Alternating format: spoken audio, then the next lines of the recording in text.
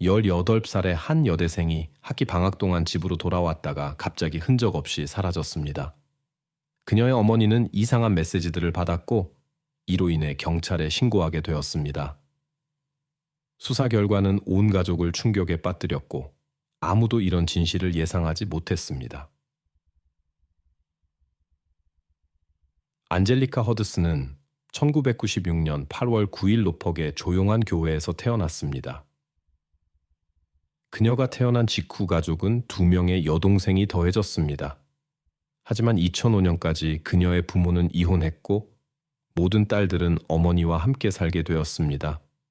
5년 후 그녀의 어머니는 재혼했고 안젤리카는 또 다른 여동생을 얻었습니다. 그래서 그녀에게는 3명의 여동생이 있었고 그녀는 그들 모두를 따뜻하고 세심하게 돌보았습니다. 고향에서 학교를 졸업한 후 안젤리카는 집에서 차로 3시간 거리에 있는 파스 대학교에 진학했습니다. 그녀는 대학의 2 스포츠팀에서 활발히 활동했고 일반적인 것보다 1년 일찍 졸업하기 위해 학업을 가속화할 계획이었습니다.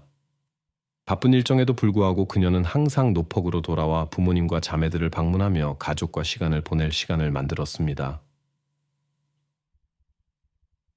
2015년 3월 18살이 된 안젤리카는 봄 방학을 부모님 집에서 보내기로 결정했습니다. 며칠 동안 그녀는 가족과 함께 시간을 보내며 집의 따뜻한 분위기를 즐겼습니다. 3월 2일 아침, 그녀의 어머니는 평소처럼 아침 일과를 하며 어린 딸들을 학교에 보내고 출근했고 안젤리카를 집에 혼자 두었습니다. 어머니가 직장에서 돌아왔을 때 안젤리카는 갑자기 사라져 있었습니다. 모든 것이 마치 그녀가 서둘러 나간 것처럼 보였습니다. 뒷문이 잠겨 있지 않았고 그녀가 좋아하는 음악이 스피커에서 들리고 있었으며 그녀의 개인 물품들이 부분적으로 급하게 짐이 쌓여 있었습니다. 그녀의 어머니는 이것이 이상하게 느껴졌는데 그들은 보통 서로의 계획을 공유했기 때문입니다. 하지만 이날은 안젤리카로부터 단 하나의 메시지도 오지 않았고 이는 걱정의 원인이 되었습니다. 안젤리카의 어머니는 딸의 위치를 알아내기 위해 직접 메시지를 보내기로 결정했습니다. 안젤리카는 친구들과 함께 있다고 대답했지만 장소나 귀가 시간에 대한 자세한 내용은 언급하지 않았습니다.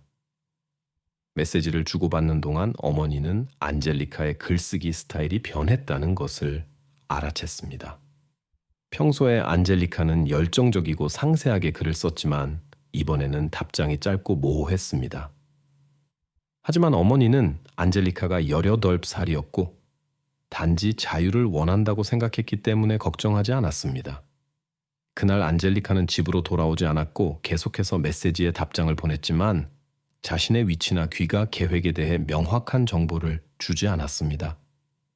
3월 3일 저녁, 안젤리카가 전화를 받지 않자 어머니는 걱정이 되기 시작했습니다. 그녀는 딸의 친구들에게 연락을 시도했지만 그들도 연락이 되지 않았고 그녀가 어디 있는지 알지 못했습니다. 걱정이 커져갔고 어머니는 경찰에 신고했습니다. 수사관들은 처음에 안젤리카의 방에서 발견된 이상한 쪽지 때문에 그녀가 자발적으로 떠났을 것이라고 생각했습니다. 쪽지에는 혼자만의 시간이 필요하다고 적혀 있었습니다. 이 쪽지는 가족들을 혼란스럽게 했는데 안젤리카는 항상 에너지가 넘치고 공부에 전념하며 미래에 대한 큰 계획을 세우고 있었기 때문입니다.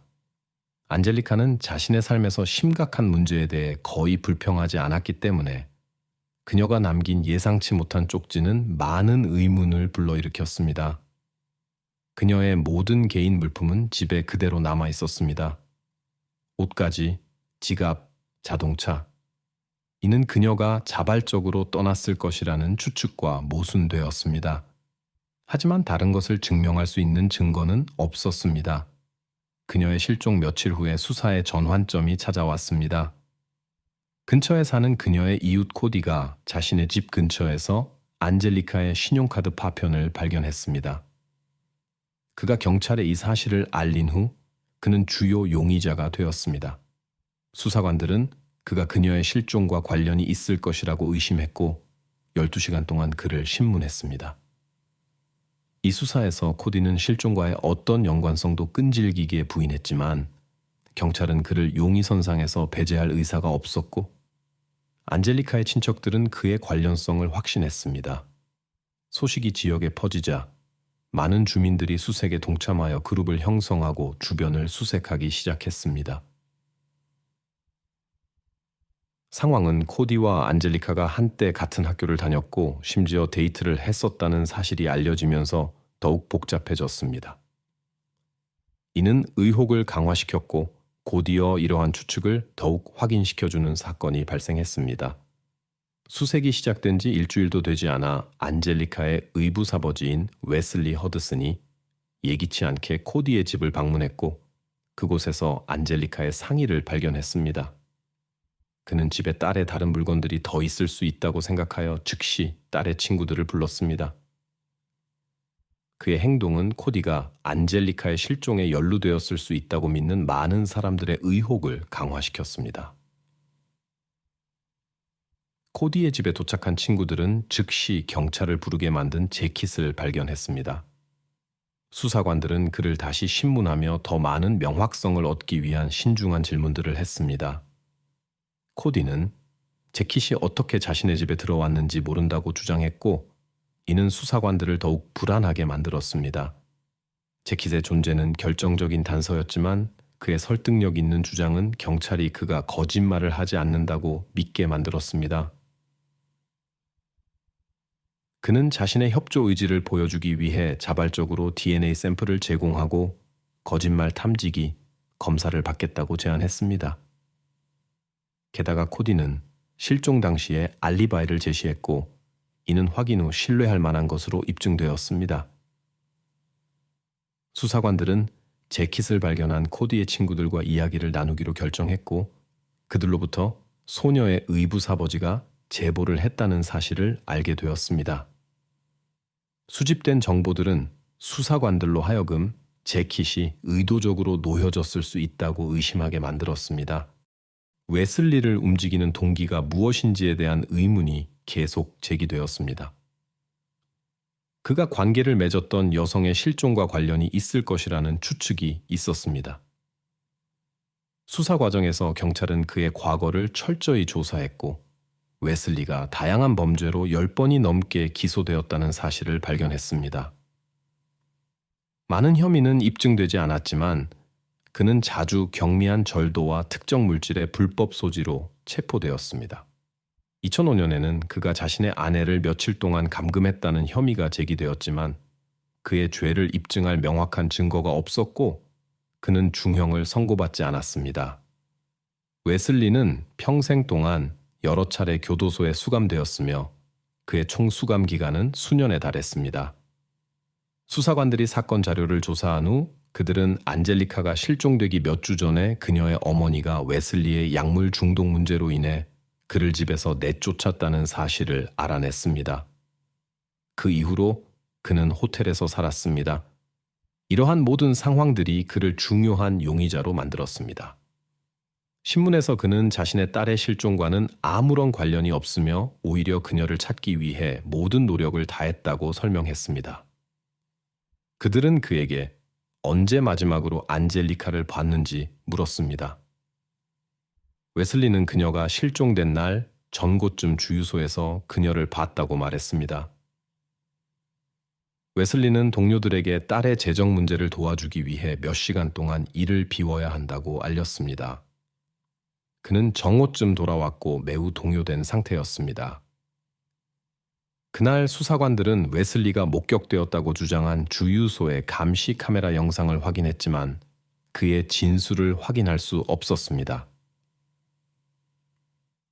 그는 운전하던 중 우연히 주유소에서 안젤리카를 만났다고 말했습니다. 이 진술은 의문을 제기했는데 안젤리카의 차가 집에 주차되어 있었고 그녀가 왜 주유소에 갔어야 했는지가 불분명했기 때문입니다. 웨슬리는 또한 자신의 휴대폰으로 집 경보 시스템 알림을 받아 확인하러 갔다고 직장을 비운 것을 설명했지만 경찰은 이를 확인할 수 없었습니다. 이러한 세부 사항들은 그의 이야기와 맞지 않았습니다. 동료들은 웨슬리가 실제로 몇백 달러를 요청한 딸을 만나기 위해 직장을 떠났다는 것을 확인해 주었습니다. 만남 이후 그들은 각자의 길로 갔지만 그의 설명의 불일치와 주유소에서의 만남에 대한 증거 부족은 수사관들에게 많은 의문을 남겼습니다.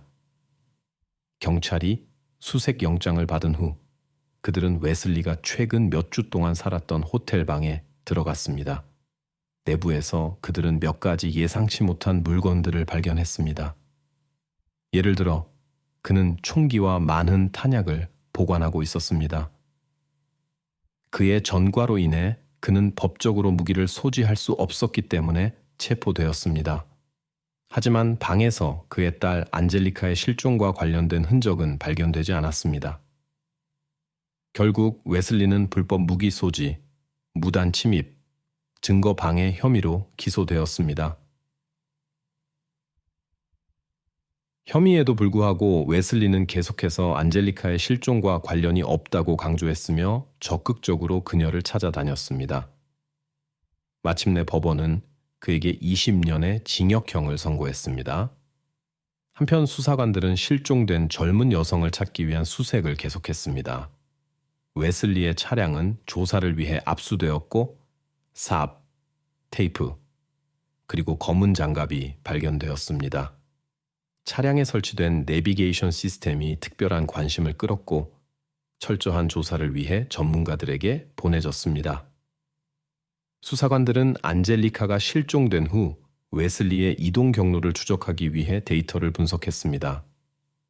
3월 4일에 그가 노폴크에서 90km 떨어진 도시로 운전해 갔다는 사실이 밝혀졌습니다. 그의 차량은 20분 동안 한 거리에 주차되어 있었고 그 후 웨슬리는 직장으로 돌아갔습니다.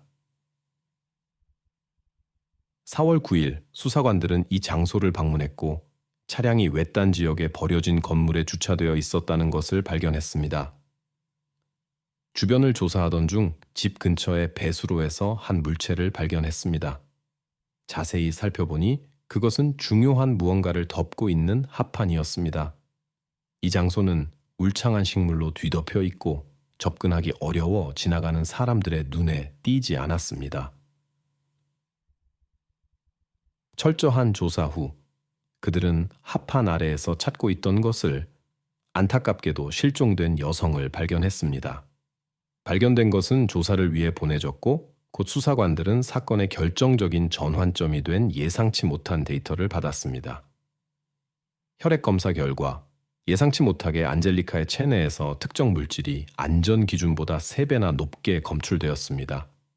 안젤리카가 항상 건강한 생활 방식을 유지하고 운동을 하며 학업에 집중했기 때문에 그녀의 가족은 충격을 받았습니다. 누구도 그녀가 이러한 물질과 접촉했을 것이라고 생각하지 않았습니다. 의학 전문가들은 추가 조사를 요구했고 그녀가 이전에 이러한 물질과 접촉한 적이 있는지 확인하기 위해 그녀의 머리카락을 분석하기로 결정했습니다. 분석 결과 안젤리카는 이전에 한 번도 이러한 물질과 접촉한 적이 없는 것으로 나타났습니다. 이는 그녀가 자발적으로 그렇게 많은 양을 섭취했을 가능성이 낮다는 것을 의미했습니다. 또한 안젤리카가 발견된 장소도 의심을 불러일으켰습니다. 누군가가 그녀를 외딴 곳에 숨기고 건축 자재로 덮어 사고처럼 보이게 했습니다. 경찰은 이미 구금된 웨슬리를 다시 신문했습니다. 그들은 먼저 그의 업무용 차량이 어떻게 안젤리카가 발견된 집 근처에 있을 수 있었는지 물었습니다. 웨슬리의 답변은 수사관들의 의심을 불러일으켰습니다. 그는 이전에 자신 외에는 아무도 차량에 접근할 수도 없다고 말했음에도 불구하고 누군가가 자신도 모르게 차를 사용했을 수 있다고 주장했습니다. 웨슬리는 누군가가 자신의 차에서 내비게이션을 가져가서 해당 집으로 운전한 후 다시 가져다 놓았을 수 있다고 추측했습니다. 같은 시기에 경찰은 이 집으로 가는 길의 도로 카메라 영상을 분석했습니다. 그들은 웨슬리가 그날 실제로 자신의 업무용 차량으로 도시에 있었다는 것을 확인하는 여러 장의 사진을 확보할 수 있었습니다. 모든 증거가 그 남자가 범죄에 연루되었음을 가리켰지만 법원은 그를 기소하기 위해 추가 증거가 필요했습니다. 수사관들은 수년간 이 사건을 조사하며 결정적인 증거를 찾기 위해 노력했습니다. 마침내 2018년 말 웨슬리는 안젤리카에 대한 범죄 혐의로 기소되었습니다. 재판은 2022년 1월에 시작되었습니다. 기소장에 따르면 웨슬리는 3월 2일 오후에 안젤리카가 살던 집에 그녀를 납치하러 왔습니다. 수사에 따르면 그는 그녀를 데려간 후 위험한 물질을 과다 투여하여 사고로 위장하려 했습니다. 수많은 신문에서 수사관들은 그 남자가 의심을 피하기 위해 얼마나 신중하게 답변을 구성하는지 주목했습니다. 재판에서 검찰은 그들의 사건 버전을 뒷받침하는 증인 진술을 제시했습니다. 그들은 한 남자가 안젤리카의 비극으로 이어진 물질을 판매했다고 고발했습니다. 수사 중 경찰은 거리에서 안젤리카의 휴대폰을 발견했습니다. 그녀의 기기의 위치 데이터는 웨슬리의 전화기 정보와 동기화되었습니다. 그녀가 실종된 이후 두 전화기는 안젤리카의 어머니에게 메시지가 전송된 시점을 포함하여 동일한 장소에서 기록되었습니다. 이는 웨슬리가 소녀의 전화기를 가져가서 그녀의 어머니에게 딸이 괜찮다고 속이려 했음을 시사했습니다. 피고인의 변호인들은 그의 무죄를 주장하며 안젤리카가 우울증으로 인해 자발적으로 실종되었을 수 있고 웨슬리는 이와 무관하다고 주장했습니다. 하지만 이 주장은 웨슬리의 차량이 나중에 합판으로 덮인 수색 대상이 발견된 장소 근처에 있었던 이유를 설명하지 못했습니다. 제시된 모든 주장들은 그 사건을 우연이나 웨슬리를 비방하려는 시도로 설명하려 했습니다. 그는 이것이 단순한 우연이라고 믿지 않으며 범죄라고 확신한다고 반복적으로 설명했습니다. 하지만 법정에서 그는 갑자기 자신의 의견을 바꾸었습니다. 배심원들은 판결을 내리는데 1시간도 걸리지 않았습니다. 웨슬리는 유죄 판결을 받았고 종신형을 선고받았습니다. 그는 판결에 항소하겠다고 발표했고 이론적으로 사건 재검토에 대한 좋은 기회가 있습니다. 여러분이 이해하시듯이 그의 관여를 입증할 직접적인 증거는 발견되지 않았기 때문입니다. 예를 들어 범행 현장에서 기소의 중요한 근거가 될 수 있는 그의 생물학적 흔적이 발견되지 않았습니다. 하지만 주요 증거는 웨슬리의 업무용 차량이 범행 현장 근처에서 목격되었다는 것이었습니다. 다른 제시된 증거들은 그다지 설득력이 없었습니다. 하지만 웨슬리의 과거는 의문을 제기하게 만드는데 10년 전 그는 이미 아내와 관련된 스캔들에 연루되어 있었고 이 또한 의심스럽게 보입니다. 그리고 비록 검찰 측의 주장이 설득력 있게 들리지만 더 결정적인 증거의 부재로 인해 변호 측은 판결 재검토와 새로운 재판을 요구할 수 있습니다.